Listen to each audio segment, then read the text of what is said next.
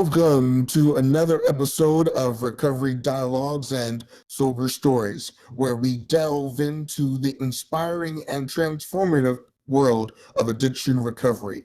In today's episode, we're shedding light on the indispensable role of peer support in the journey toward lasting sobriety. There are time-honored 12-step programs like AA and NA and non-12-step groups like Smart Recovery and SOS. But peer support comes in various forms, each catering to the unique needs of individuals in recovery. The growing influence of recovery coaches and online support platforms also revolutionizes how we connect and heal. Peer support is the lifeblood of addiction recovery, offering emotional sustenance, practical guidance, and a powerful sense of community. It fosters an environment of increased accountability and bolsters self-esteem, empowering individuals to take charge of their lives and navigate the complex recovery process.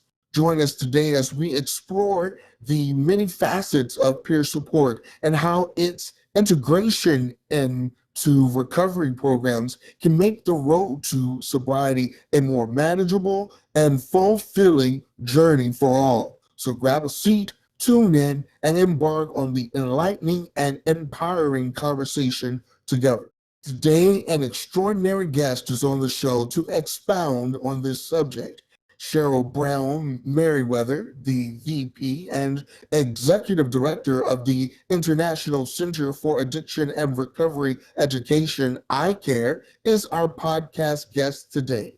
With over 2 decades of experience in corporate HR management at AT&T, addiction recovery awareness, and adult education, Cheryl brings a wealth of knowledge and expertise to her role at iCare. She oversees iCare's three divisions: Strategic Sobriety Workforce Solutions, International Association of Professional Recovery Coaches, and NET Institute. Cheryl is also involved with Project Opioid. Her work in addiction and recovery has won her awards, including Bamboo HR and Success Magazine recognition. She has also written for Fortune Magazine, HR Executive Magazine, and other top-tier publications. I welcome you, Ms. Merriweather, to the show. So let's get started. Can you share with us your definition of peer support and how it can be an effective tool for recovery? That's a great question. Well, let's see. My definition of peer support begins with first looking at the definition of peers in general. Common definitions of peers refer to people that have similar interests or other things in common. When peers come together in community, one of the greatest and primary benefits is that they are able to influence the beliefs and behaviors of others. So when we talk about recovery peer support, in my definition, it's really just when people use their own personal lived recovery experiences to help others so that they can, navigate their own journey and achieve their own goals. There are different types of peer support. For example, people can share personal experiences relating to the use of mental health services, or if not their personal experiences, I know in some states they allow peers or encourage peers to participate based on the experiences that they have with others, or family members or partners, those types of things. But at the end of the day, they are all connected and committed to sharing these lived experiences, these personal experiences as it relates to either mental health and or substance use disorders and treatment. They all exist to bring together people to share, to support, and to help. And that's really what it is for me. It's about creating that space, a safe space or safe place or safe community where people can feel accepted, where they can feel understood, where they can come to get help and support, particularly for those folks struggling with substance use disorder. It's people willing to help others engage, and we provide education because we want to show up to help folks pursue and overcome their personal struggles with substance misuse or other unhealthy coping behaviors. We want them to achieve sobriety, and those things can be best achieved when individuals are part of a recovery community, and the community is composed of peers or people who have those similar life experiences, because it is those folks who are in the best position to help others make the long-term lasting behavioral changes that are needed to abstain, to achieve sobriety, and to maintain long-term recovery. How should peer support be viewed compared to traditional therapy? That's a really good question. So, traditional therapy is where you will find counselors and therapists, and those folks are licensed and trained, and they're experienced clinical practitioners. They serve a vitally important and greatly needed role in the behavioral health continuum of care. Unfortunately, there's just not enough of them to meet the need that exists today. So, in response to your specific question, peer support should, in my opinion, not be viewed as something that would take the place of traditional therapy. I like to say that peer supporters can complement and supplement the traditional services. The number of formally trained peers is growing nationally, and they are a force multiplier. The peers play a vital role in the evolution of addiction treatment and recovery support in the United States. Another thing that I'll briefly mention here is that counselors and therapists who are working within the traditional treatment systems, well, some of them have told me that they are sometimes restricted in terms of the things that they can say with their clients or their patients. So, as a result, when we think about this through a culture lens or culture perspective, if you will, the care providers working within these institutionalized and let's say it commercialized corporate entities, well, they're not able to bring their entire transparent and authentic selves to their roles. And that, as a result, will cause them to sometimes lack the energy or the commitment. Again, the word authenticity, they cannot be themselves fully when they are working to meet the needs of hurting people. And of course, there are countless laws and rules and regulations that restrict the use of volunteers in the therapeutic systems, and things like confidentiality and privacy laws, the need to focus on liability and risk management and things like that. So those individuals who, because of their life experience, well, the peers have a passion and a commitment to help these folks. Again, some of them have personally navigated through those systems of care and have worked with clinical professionals, so they understand the barriers and the trade-offs, right? So they understand that those folks are sometimes simply barred from helping at a level that people really need. And that's where the peers themselves can step up and step in and again complement and supplement what exists within the traditional treatment systems, the peers themselves exist as living proof of the reality and transformative power of long term recovery. And the peers possess firsthand knowledge. Again, they've been there, so they know how to navigate those systems. And they are just there to help others connect with the peer groups, connect with and access the services, and they know what exists within the recovery oriented systems of care within the local community. And that's how the two groups can work together to make a difference in the lives of hurting people. What are some benefits of peer support and how does it enhance recovery?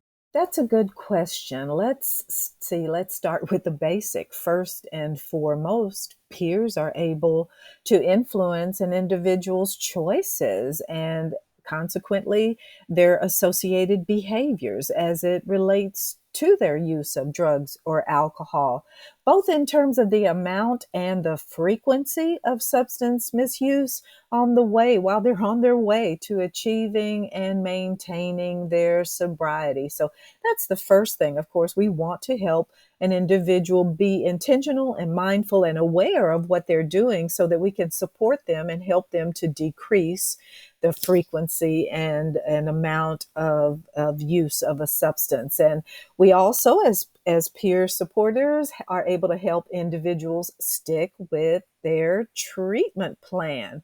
They just really need help to do that. It's one thing to say to an individual, go and do this, but it's a totally different thing when you are able to walk with someone while they are on their way to doing what is necessary to fulfill the obligation or meet the requirements of the treatment plan. So that is a very important part of what we do also, and that will help the individual be more likely to be successful in sticking with the plan and being able to successfully achieve their goals. The other thing, let's see, we individuals can learn from the peers. They do that as on an individual one-on-one level. We call it peers. Others may call it a sponsor. Others do this as part of a group. But whether it's individual, one-on-one, or part of a group, it is incredibly effective in helping the individual achieve and maintain their long-term sobriety. Over time, folks working with the peers learn to respect and appreciate them for what they have accomplished, which means that I, as an individual, can learn from those folks because, doggone it, they've been in my shoes and they are a little further along in their own journey than I am. But seeing them that they have accomplished what I hope and desire to accomplish, well, that serves to instill within me a genuine sense of hope. So the peers are someone who can help someone like me, as viewed through the eyes of someone just learning to connect with the peer. They see the peer as someone who they can count on to help them accomplish their sobriety goal. And that person then becomes a friend, right? It's interesting. The U.S. Surgeon General recently published a report about the dangers of isolation. And we know that addiction can be extremely isolating. So the relationship between the peers, well, it helps to establish long-term and even lifelong friendships because in these relationships, people are transparent and they are vulnerable and they demonstrate genuine empathy. And in many cases, will be willing to make sacrifices for peers that others within their circle of influence perhaps will not do.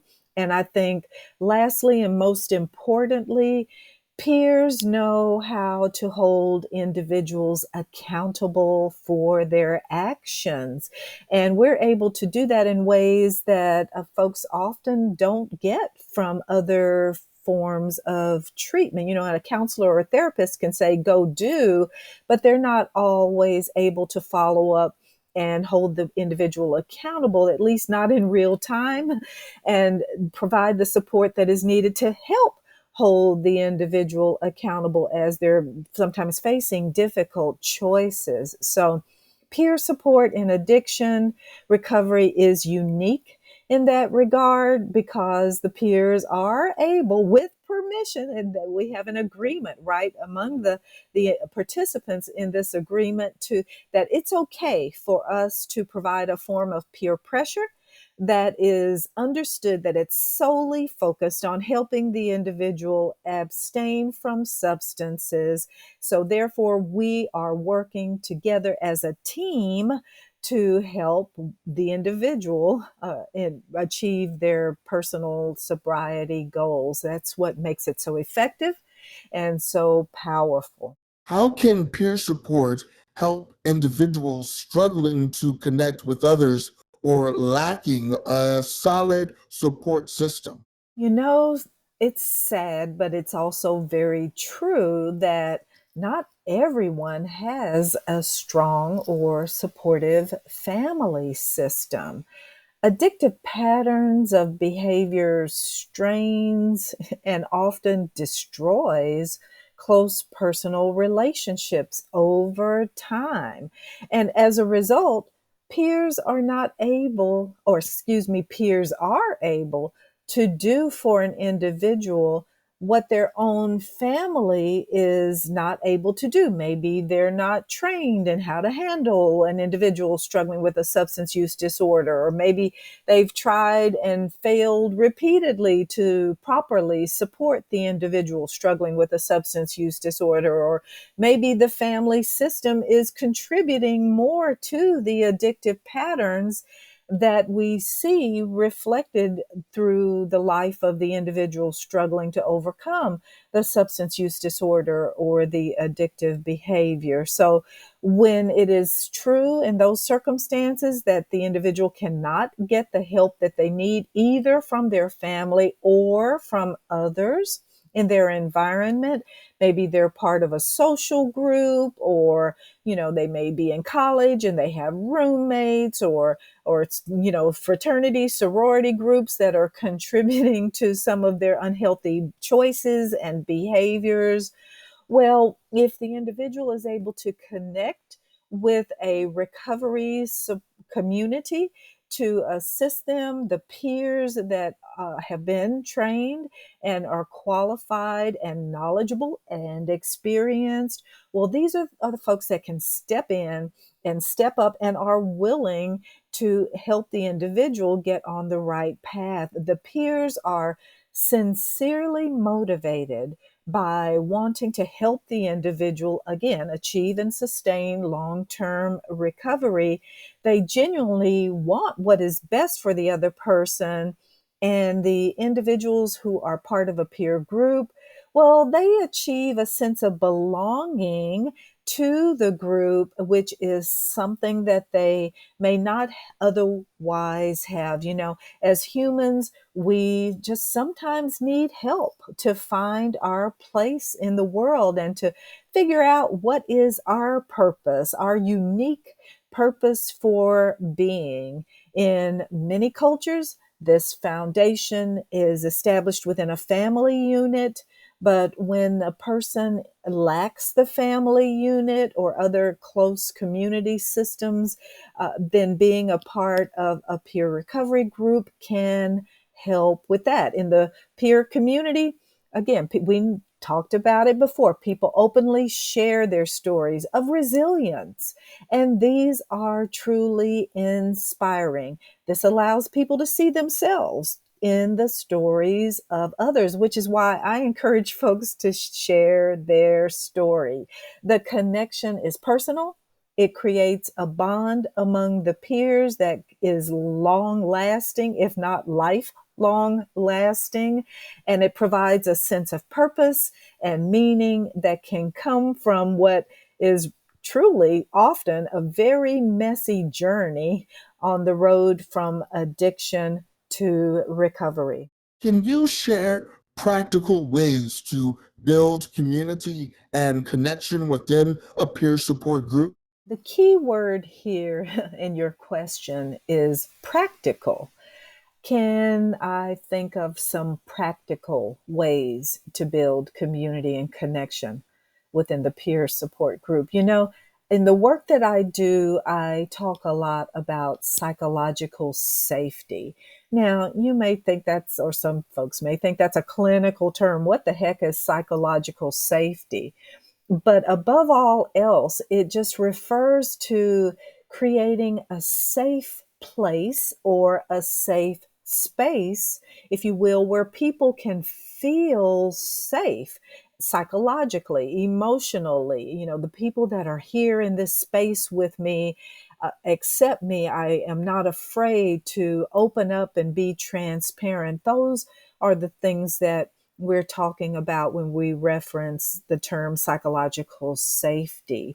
We need to create that. It allows people to, show up and open up and be willing to share without fear or fear of consequence, negative consequences. So to help with that in a practical sense, some peers and peer group leaders will go out of their way to establish ground rules early in the relationship, whether, again, the relationship is between individuals or among individuals who are participating as part of a group or a recovery community.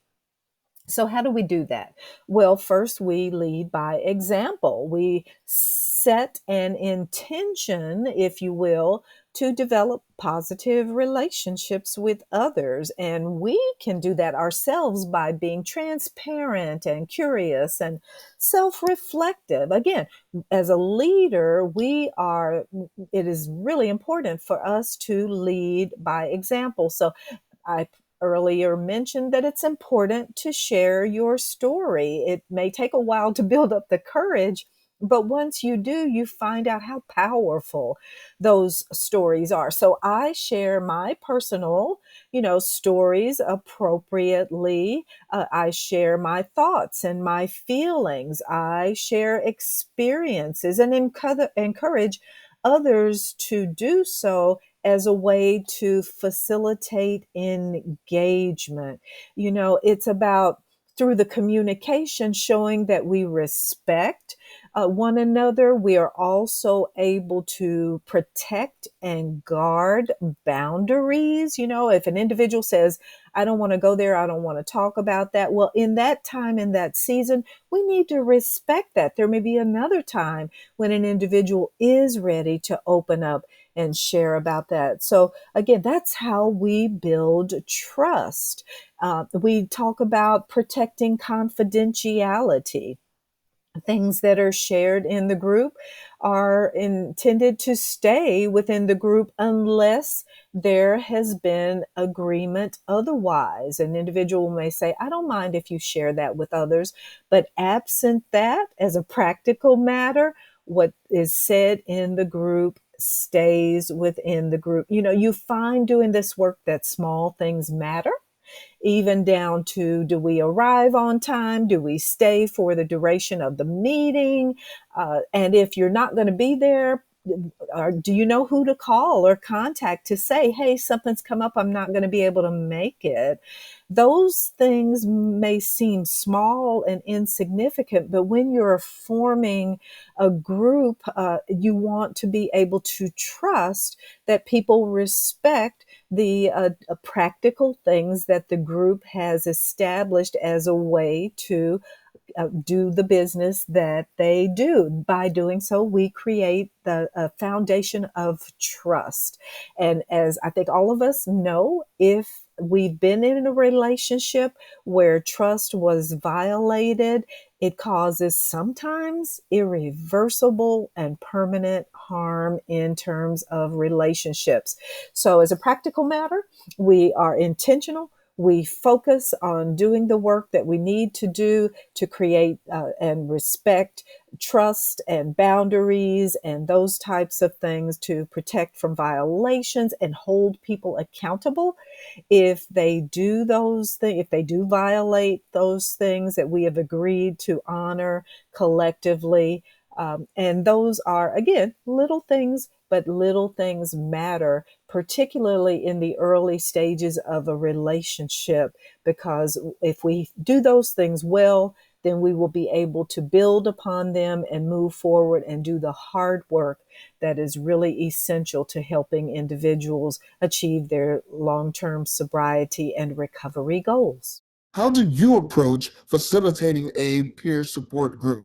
Well, good question. How do you approach facilitating a peer support group? Well, first and foremost, and I think all others who do this type of work realize that this is a very serious responsibility, one which should not be taken lightly or undertaken lightly, if you will. Ideally, facilitators should have first successfully navigated their own personal recovery journey. I mean, that's what it's about, right? We're sharing our lived experience and we're helping others to pursue their own personal recovery journey. So, on our road to recovery, we have, as participants, sat in on other groups, usually with different types of facilitators who have different styles, and you get a sense of what are the best practices.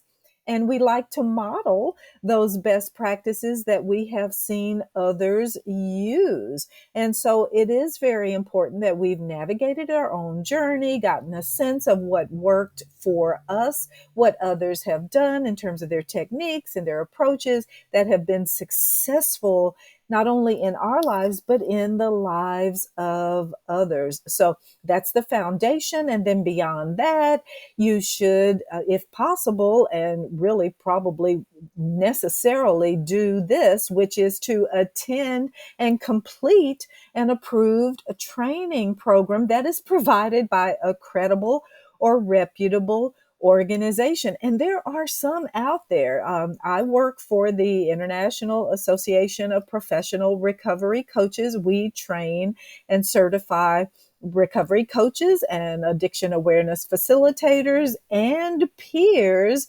There are organizations like NAMI out there, the National Alliance for Mental Illness. They have a training program. And then there's the Copeland Center and others out there. So there are many very credible training providers out there. And so I would encourage folks to go through one of those programs. In addition to that, facilitators just have to spend time attending meetings or scheduling meetings for the groups at regular intervals, and they need to be prepared to support the group as a leader for an extended period of time. It can't be I'm here this month, but I'm gone next month. But if you're making a commitment to perform as a facilitator in a leadership role, it's very important to schedule regular meetings at predetermined and clearly communicated intervals, and to be willing to commit to that and show up and support it for an extended period of time. Doing so helps others plan their life around being able to likewise show up and commit to the process. And again, as is true with other types of leaders, facilitators should respect that there will be different personalities and different cultures and different political and religious types that show up as participants in the group, and they will have different lifestyle choices, and that's okay. We respect that. We welcome that. We open our doors and invite, come one, come all. Now, knowing that not everyone is a good fit for every type of group, it should be up to the individual to decide if this group or that group is a good fit for them personally, but we should set the environment that makes it known that we welcome all individuals from where they are to begin to take the journey to move forward. We must never forget that recovery is hard work. And it is primarily the commitment and the determination of the facilitator to care for, to nurture, and to protect the relationships in the group first. So we want to strengthen connections and make it so that the group is not just a group, but it is our group. It is our recovery community. And for some, it's our family. So that is how I approach supporting, creating, and supporting and maintaining long term a peer support group. Can you speak to any challenges or potential drawbacks to peer support and how to address them? Well, as is true with everything else in life, there are challenges and there are potential drawbacks to peer support. So, in the previous question, I did comment upon about the diversity factor, right? So, peer support groups, networks, they are extremely diverse. And so, for that reason, it's a good idea that people do take the time to try to find out about the values and the practices of a particular group before joining it. Just because people have been through similar life experiences, well, that doesn't necessarily mean that they are someone that you'll click with. So, success in peer recovery support, again, I don't mean to be repeating myself, but it is based almost entirely on relationships. So, and relationships are hard. So, taking the time to find a person or find a group that you feel comfortable with is worth the time and the effort that you put into it to do so, to make sure that the person you're going to be working with or the group is a good fit for you. Remember, peer support is not an alternative to primary care, but it should be used to complement and supplement those other forms of clinical treatment. People that join peer recovery groups as an alternative to formal treatment, well, gosh, they may cause harm to themselves or to others, but they may not be ready to be a part of a group. They may have experienced trauma in their background, or, they may still be relapsing or using substances. So they may just not be at a place where they are ready to be a part of a group in a healthy way that supports themselves and others at that particular point in time. It is not uncommon for individuals to get triggered from some of the experiences or some of the things that are shared among the individuals who are a part of the group.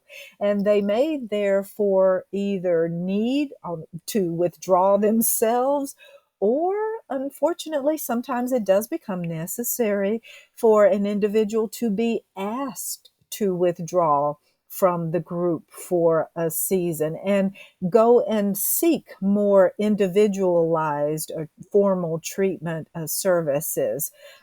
It just is that way. And again, people who are part of these groups over extended period of times and leaders who have been formally trained, they are able to recognize and meet people where they are and appropriately guide individuals to either continue as part of the group or as part of the peer relationship, or to help them connect with other resources that may exist within the community or through other forums so that they can get the help that they need. And that is the ultimate goal, is it not?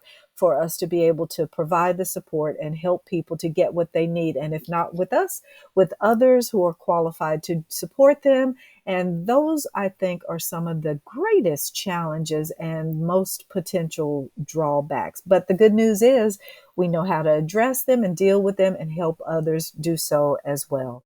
In your opinion, how can mental health professionals work collaboratively with peer support groups to enhance the recovery process? I love this question. This is one of my favorite questions. I am a believer in collaboration and cooperation, and under the behavioral health umbrella, which, is a kind of a clinical term, but it basically recognizes that, and the statistics bear this out, that approximately 46 to 50% of individuals who struggle with mental health issues also need help and support with substance use disorders as well. So I tell people that mental health and substance use disorders are two sides of the same coin. Clinically, they are referred to as dual diagnosis often. So peers are a vital component of mental health services. They are recognized, and in many states, they are a licensed or a part of the mental health clinical treatment team, if you will.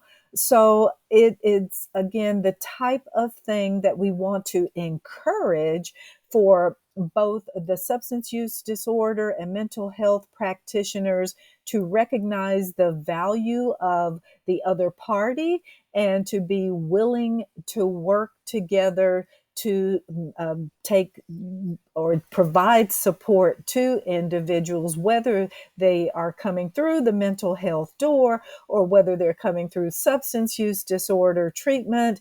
But we want them to know that they have resources and a team of care providers, clinical and non-clinical, coming from both perspectives. We've already said and established that peers learn best when they are able to hear from others who have been where they are and traveled the journey that they're traveling on. And increasingly, we realize that even health insurers, in addition to treatment centers and others in the behavioral health arena, they are increasingly seeking to expand the role of peers to assist those who may, again, need that extra help with respect to their use or misuse of substances. So, for this reason, organizations like Mental Health America, I've already mentioned NAMI, these groups, and iCare, of course, the Copeland Center, they are providing training for peers that is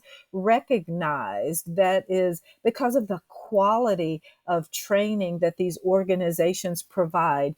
Peers can be found in all 50 states, as can mental health practitioners and services. So the mental health peers specifically are recognized or licensed and certified at the state level by certification boards around the country. Again, and going through that formal state recognized clinical system, it is required that the peers obtain and complete training. They are also required to document their field experience, as well as often sitting for state exams that are administered by the state. And those folks will become credentialed peer recovery specialists that are recognized by the state licensure and treatment boards. But again, outside of that system, we've already talked about the peers who work more so with in the non-clinical space, right? The support groups and those types of things. So people call these things different names. So that's why I encourage folks find out what they're called and figure out what you want to be in terms of your aspiration. Do you want the support of clinical folks, or do you want the support of a non-clinical group? And what are those groups called in your perspective state?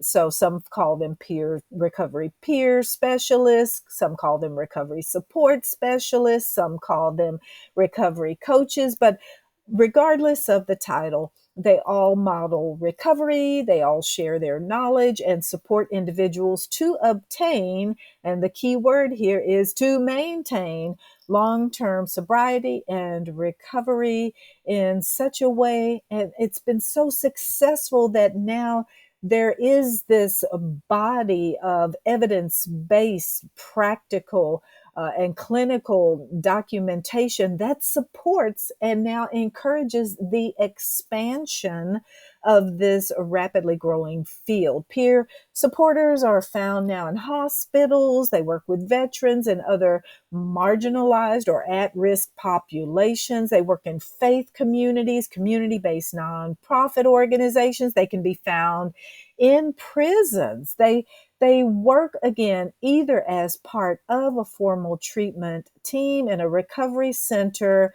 with the professionals, the therapists, the social workers, and the psychiatrists, but also they work outside of that system of care.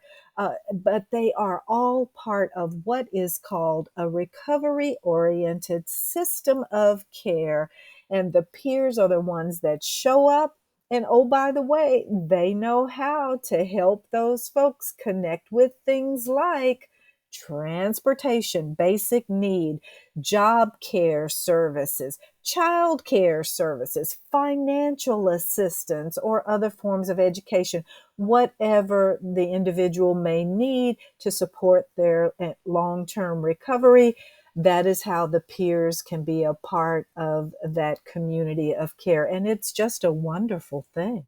And finally, what advice would you give to individuals who may be hesitant to try peer support as a part of their recovery? Well, let's see. Advice, a takeaway, I guess it would be just try it. Don't be afraid to try, and it's okay to shop around. In other words, and I've mentioned this before, people should visit different groups to see which group is going to be the best fit for them. You see a group of people is just that. It begins as a collection of individuals. And because it's a collection of individuals, the culture of each group will be different. The personality of each group will be different for that reason. And of course, we know peer groups are organized by every type of classification you can imagine. There are groups that organize based upon the subject or the substance, if you will, or the addictive behavior. There are groups for just alcohol. There are groups for women with alcohol. There are groups for behavioral addictions like pornography or gambling or food addiction, if you will. There are groups for families of individuals who struggle with a particular substance or addictive behavior. They are organized by gender, by faith or belief system. They are organized by occupation. There's collegiate recovery groups. There's groups within the legal professional, within the medical profession. There are groups organized by age. There's so many. There is something out there for everyone. Some meet live now that, the pandemic is largely behind us. Some meet only online. So I encourage people, just shop around, give a group a try. If you feel like it's not the right group for you at this particular time, keep it moving. Look around for another one. Ask for recommendations from people that you trust or that you know, but that know you. They may be able to help guide you and recommend something that would be a good fit for you. And so, lastly, it's just trust the process. Recovery takes time. It is hard. It is not easy. It is not pretty. It is painful. Often people will even achieve a level of sobriety, but they may not be in recovery because they have not fully addressed the underlying issues that cause them to misuse substances in the first place. And unless they get down there to that level and do the work, as you hear people say, it's likely just, sadly, unfortunately, just a matter of time before some life event or circumstance will come along that will cause a person to relapse. So it's important to take the time, invest in yourself and your future, and be willing to do the work. And that means you may have to commit to taking the time, shopping around, trying different things. But know that at the end of the day, people are there and willing to help you and to support you. So if you take 2 steps forward and if you relapse and fall 1 step back, don't be afraid to reach out and ask for help. Drowning people, if you throw them a buoy or a life preserver, they're often and almost always willing to reach out and grab it. So that's what the network of trusted peer supporters and the peer recovery community will provide. They will help you get yourself up, dust yourself off, and start all over again. And the outcomes and the rewards are so worth it. There are more than 24 million people in this country who self-identify as being in recovery, and the peers are there to help that number continue to grow. Thank you, Ms. Merriweather, for your time, insights, and expertise. As we conclude this inspiring episode of Recovery Dialogues and Sober Stories, we hope you've better understood peer support's vital role in addiction recovery, whether through 12-step programs, non-12-step programs, recovery coaches, or online support networks. Connecting with others on a similar journey can make the path toward sobriety more manageable and fulfilling. I encourage anyone willing to seek out and engage with peer support networks for continued work to achieve sustainable recovery. Remember, you are not alone. There is a community of empathetic and understanding individuals making growing, healing, and thriving all the more possible. Before we sign off, we'd like to extend a heartfelt thank you to our sponsor, Wish Recovery.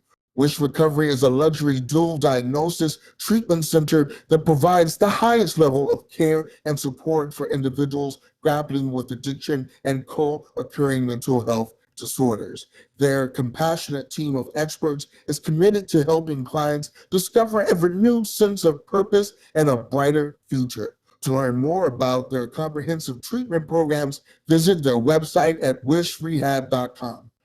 Thank you for joining us for this Recovery Dialogues and Sober Stories episode. If you enjoyed our discussion and found value in the insights shared, please consider subscribing to our podcast and sharing it with others who may benefit from hearing these powerful stories of hope and healing. Until next time, thank you.